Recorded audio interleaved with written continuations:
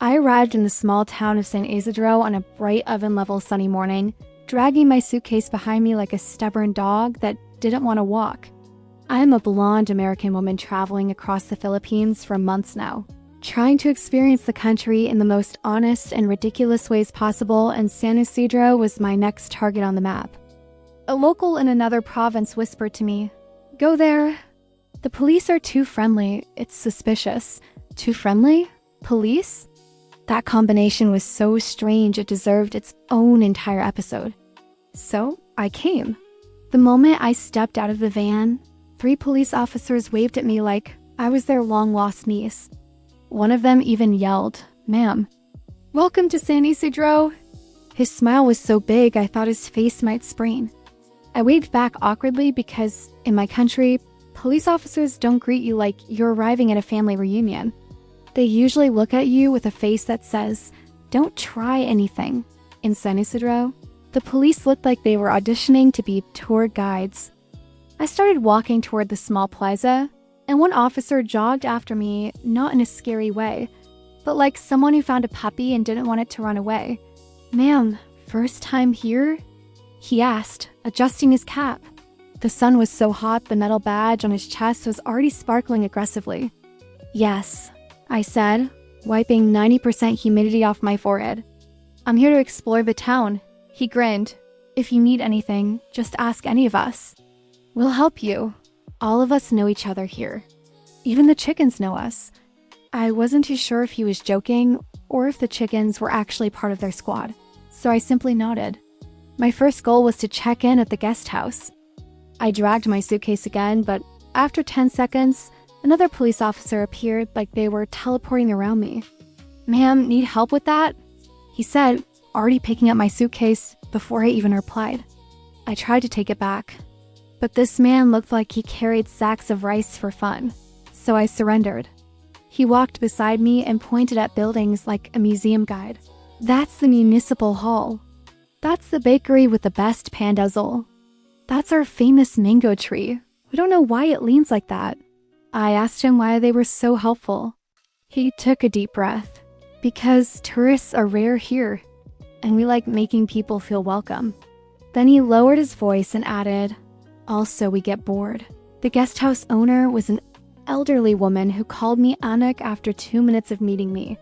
The police officer placed my luggage gently by the door, saluted like he was guarding a queen, and said, "Ma'am, enjoy your stay. If you hear karaoke later, that's us." He left smiling so hard I wondered if this town ran on sunshine and pandazzle alone. After settling in, I decided to walk around. Everywhere I went, someone waved at me, including the police officers stationed at the plaza. One of them was leaning on his motorcycle, sipping coconut juice straight from the shell. He offered me one. "First drink is free, ma'am. Second drink is a friendly warning," he joked. I laughed, and he seemed proud of himself. "We try to keep the peace and also the jokes," he added. A group of kids ran by, chasing a basketball that looked like it survived at least 5 decades. The policeman shouted, "Hoy! Be careful, no pushing."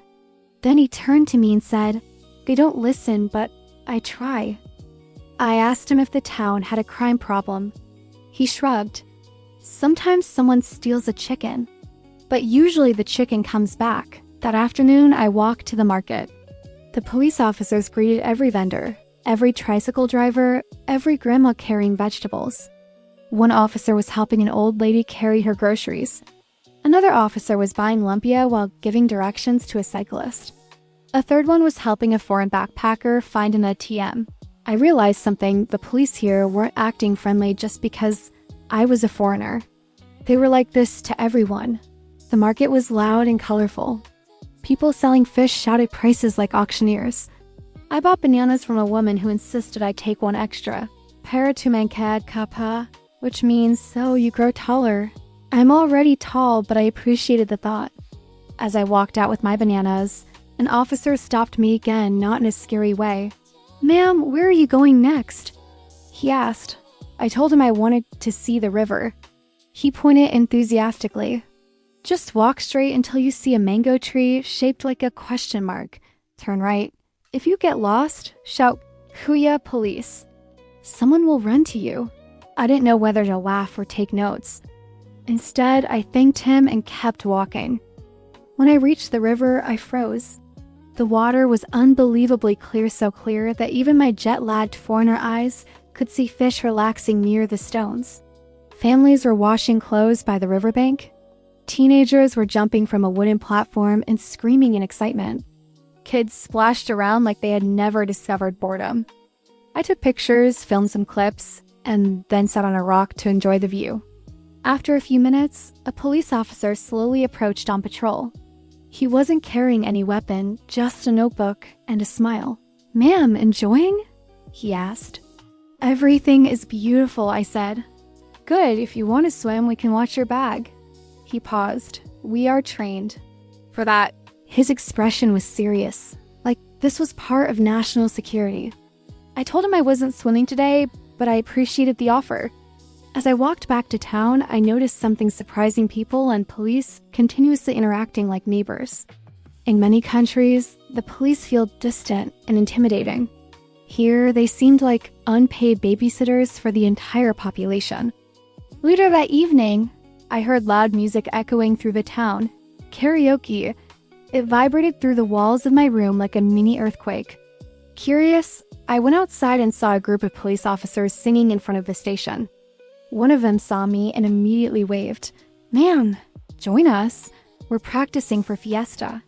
I didn't want to embarrass myself, but they insisted. One policeman handed me a microphone like a sacred relic.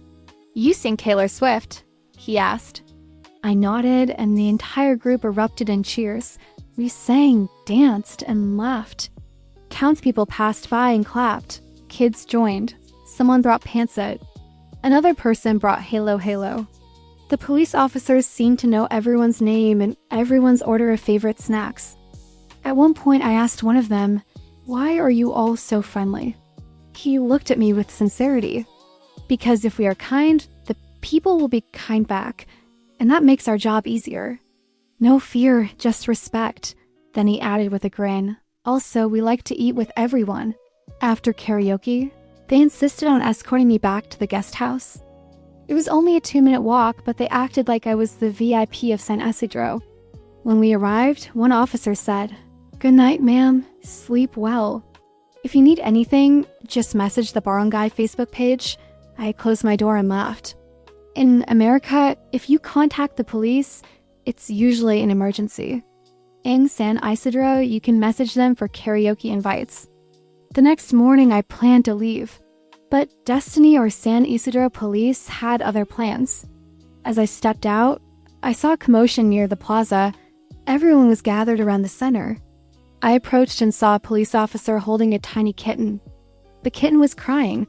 The officer looked more stressed than someone handling top-secret government documents. Seriously, his face was full of panic. "What happened?" I asked. "This kitten fell from the roof," he said in a tragic tone. "We are conducting a rescue operation." One officer was fanning the kitten. Another was bringing water. A third officer was calling the vet like he was calling an ambulance for a celebrity.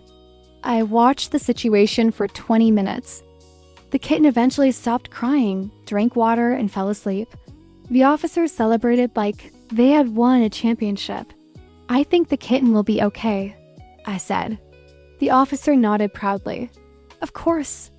We trained for this," and that's when I realized San Isidro might not have the tallest buildings or biggest malls or fanciest tourist spots, but they had something rare. A sense of community so strong it felt like a warm blanket. Police who weren't feared but loved. A town where kindness wasn't a weakness but a habit. Before leaving, a group of officers walked me to the van terminal. They surrounded me like a friendly security detail.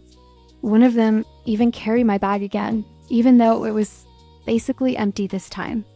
"Ma'am, come back soon," one said. "We'll show you the fiesta next time," another added. "And the mango tree that leans more every year," a third one said. I stepped into the van and waved goodbye as they all stood on the sidewalk waving back.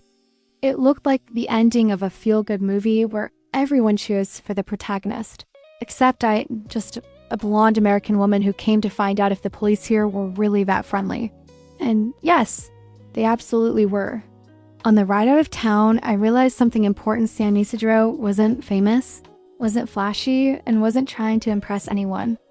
But kindness shines brighter than skyscrapers, and laughter lasts longer than fancy attractions.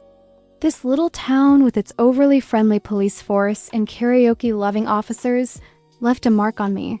A good mark, a human mark. A mark that said, the world is still full of gentle places. As the van drove away, the last thing I saw in the rearview mirror was one police officer chasing after the van, not because I forgot something, but because he wanted to give me a bag of homemade sumin. And that is when I knew the title was perfect. This town really does have the friendliest police in the world.